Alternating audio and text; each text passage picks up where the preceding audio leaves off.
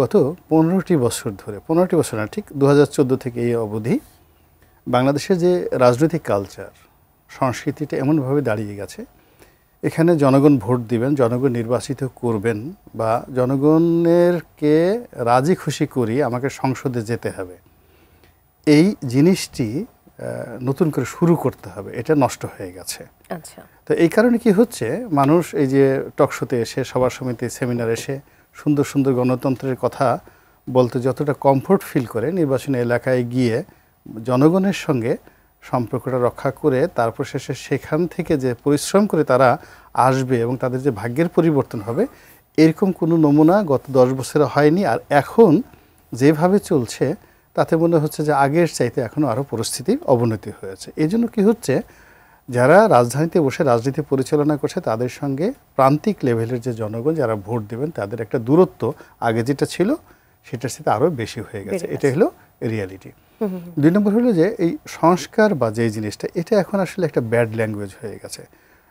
আপনাকে যদি কেউ সংস্কারের কথা বলে বা অন্য কোনো কথা বলে, মানুষ ভীষণ রকম বিরক্ত হয়।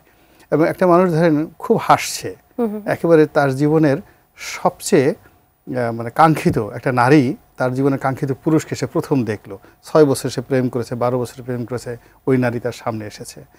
তারপরে শেষে ওই নারীকে দেখার পর তার চেহারার মধ্যে যে ধরনের একটা, যাকে বলা হয় পূর্ণিমার চাঁদের মতো একটা আবহাওয়া চলে আসবে, তার সামনে গিয়ে যদি হঠাৎ করে বলা হয় সংস্কার, সঙ্গে সঙ্গে ওর কাছে মনে হয় ঠাড়া পড়েছে, ওর মুখের উপর বজ্রপাত হয়েছে।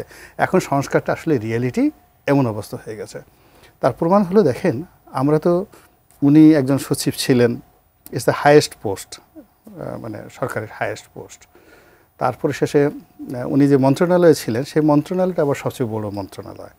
তো ওই চেয়ারে আমি তাকে দেখেছি, আবার আমাকেও সে দেখেছে।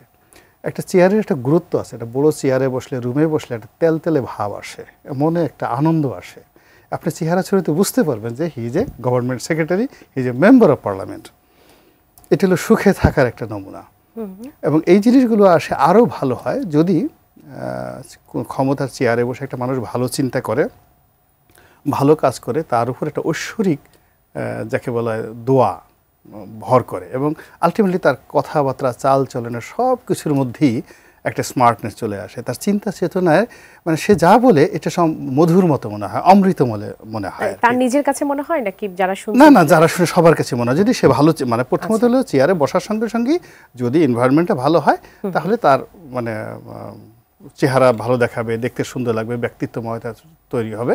আর উনি যদি ভালো চিন্তা করেন, গুড থিঙ্কিং করেন, তাহলে তার চেহারা শুরুতে একটা, যাকে বলা হয় একটা ঐশ্বরিক আবহাওয়া চলে আসে। তাকে দেখলে মনে হয় যেন এই লোকটি আল্লাহর রহমত প্রাপ্ত, নিয়ামত প্রাপ্ত। একনল হ্যান্ড ওয়াশ 100% প্যারাবেন ফ্রি, তাই নিরাপদ হাতের জন্য আস্থা রাখুন একনলে। এখন আপনি দেখেন এই সময়টাতে যারা এখন উপদেষ্টা আছেন বা সরকারের যারা কর্তা ব্যক্তি আছে, কারোর চেহারার মধ্যে এই ধরনের নূর ভাব আছে কিনা, একটা আভা আছে কিনা, উজ্জ্বলতা আছে কিনা। আমি কাউকে দেখছি সবার চামড়া শুকিয়ে গেছে, সবার গায়ের রং কালো হয়ে গেছে, সবাই হাসতে গেলে মুখ বাঁকা হয়ে যাচ্ছে, ক বলতে গেলে খ হয়ে যাচ্ছে, যা বলতে চাচ্ছে ঠিকমতো বলতে পারছে না, এবং তারা ঠিকমতো ঘুমাতে পারছে বলে আমার কাছে মনে হচ্ছে না। ইট মিনস ক্ষমতার যে কেন্দ্রগুলো আছে সেই কেন্দ্রগুলোতে আসলে তারা যা বলছে, তারা যা চিন্তা করছে, ওখানে যা কিছু ঘটছে, এই তিনটা সমন্বয় হচ্ছে না। বিকজ তারা এখন যেখানে আছে, আমি 2009 সনে সেই জায়গাতে, মানে তার চেয়ে ভালো জায়গাতে থেকে আসছি।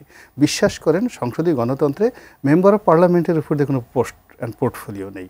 তো সেই জায়গাটা তো 5 বছর থেকে আসছে, ফলে ক্ষমতার এই এলোমেলো কোথায় গেলে কেমন হয়, কার রং থাকে, ঢং থাকে, কিন্তু এদের ভিতরে কোনো ছন্দ নাই, সব কিছু ছন্দপতন। 1 2 নম্বর হলো, আপনি কতটা রুচিসম্মত মানুষ, আমার জন্য কি করবেন না করবেন, এটা আপনার ঘরের মধ্যে গেলে বোঝা যাবে, আপনার বাথরুমে গেলে বোঝা যাবে, আপনার বাড়ির পরিষ্কার পরিচ্ছন্নতা দেখলে বোঝা যাবে। আপনি গিয়ে দেখেন এই ঢাকা শহরের সবচেয়ে অবহেলিত ভবন এই মুহূর্তে যমুনা। এই সামনে কটা পুলিশের কাঁটাতারের বেড়া সেখানে রাখছে, এই যে সমস্ত সিকিউরিটি গার্ডরা সামনে দাঁড়িয়ে আছে এলোমেলো বন্দুক এইভাবে নিয়ে, কেউ নাক খোঁচাচ্ছে, কেউ কান খোঁচাচ্ছে। তারপর শেষে ওই দেখলাম যে ওয়ালের মধ্যে, আমি মাঝে মধ্যে যাই, ওয়ালের মধ্যে রাজ্যের সব ধুলাবালি। আরে বাবা, যেই লোক ডক্টর মোহাম্মদ ইউনূস ওখানে থাকেন, তার বাইরের যে যমুনার ওয়াল, সেই ওয়ালের মধ্যে 2 ইঞ্চি পুরো ময়লা, ধুলাবালি। যে নিজের ধুলাবালি পরিষ্কার করতে পারে না, সে কি করে চিটাগং পোর্টকে সিঙ্গাপুর পোর্ট বানাবে? ইট ইজ ইম্পসিবল, অ্যাবসার্ড, এটা হতে পারে না। চ্যারিটি বিগিনস ফ্রম হোম, সেই জায়গাতে। তো এই যে যা কিছু হচ্ছে, এখান থেকে আসলে ভালো কিছু আশা করাটা আসলে একটা নিজেকে প্রবোধ দেওয়া, বা চারিদিকে যখন প্রলয় হচ্ছে সে প্রলয়ের মধ্যে ভালো কিছু আশা করা। কিন্তু এখন যা কিছু হচ্ছে, কোনো কিছুর মধ্যেই আসলে মঙ্গলময় কিছু, কল্যাণময় রাজনীতিতে কিছু। কারা এগিয়ে, এটা যদি একটু ছোট করে শুনি তাহলে। এখন কোনো রাজনীতি নাই। প্রথমত, at this moment there is no politics. এখানে যা কিছু হচ্ছে, এটা আর যা কিছু বলে এদেরকে অন্য কিছু নাম দিতে পারেন, আপনার যা ইচ্ছে তাই নাম দিতে পারেন, কিন্তু এখন যা কিছু হচ্ছে এর মধ্যে আমি আসলে কোনো রাজনীতির নামগন্ধ দেখতে পাচ্ছি না। আমি কয়েকদিন যাবৎ খুব পড়াশোনা করছি রাজনীতি নিয়ে, কিন্তু এই বর্তমানে জমানাটা মানে কোন রাজনীতির মধ্যে ফেলবো বাংলাদেশের ইতিহাসে আমি সেই কখনো এরকম স্ট্রাকচারটা আপনি দেখিনি। ফেলতে পারছেন না। জি।